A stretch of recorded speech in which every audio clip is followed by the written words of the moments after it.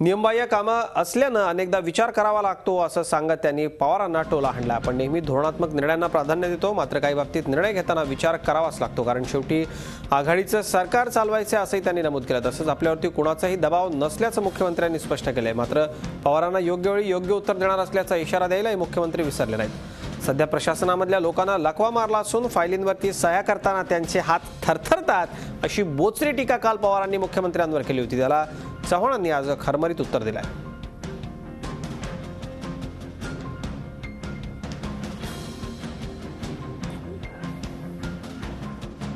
अलीकडच्या काळामध्ये प्रशासनामध्ये बसलेल्या लोकांना सही करायला त्यांचा हात थरथरतो।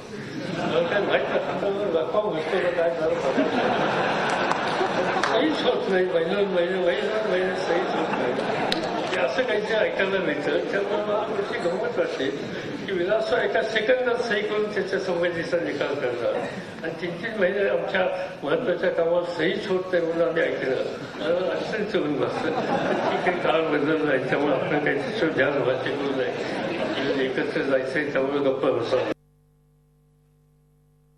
प्रशासन चालवताना मी आणि माझे सर्व सहकारी जास्तीत जास्त लोकाभिमुख निर्णय घेण्याचा, सर्वसामान्य जनतेच्या हिताचे निर्णय घ्यायचा प्रयत्न करतोय आणि त्यामध्ये धोरणात्मक निर्णय जास्तीत जास्त घेतले जातील। मग ते दुष्काळी परिस्थिती असेल, अतिवृष्टीची परिस्थिती असेल, काही अनेक वर्ष प्रलंबित राहिलेले प्रकल्प असतील आणि ते प्रकल्प प्रलंबित राहण्याकरता काही कारण आहेत, कारण काही एकमत करण्याकरता काही वेळ लागण्याचा असेल। मी अशा अनेक ठिकाणी जे खूप प्रलंबित प्रकल्प असेल ते सोडवायचा प्रयत्न मी करत आलेलो आहे।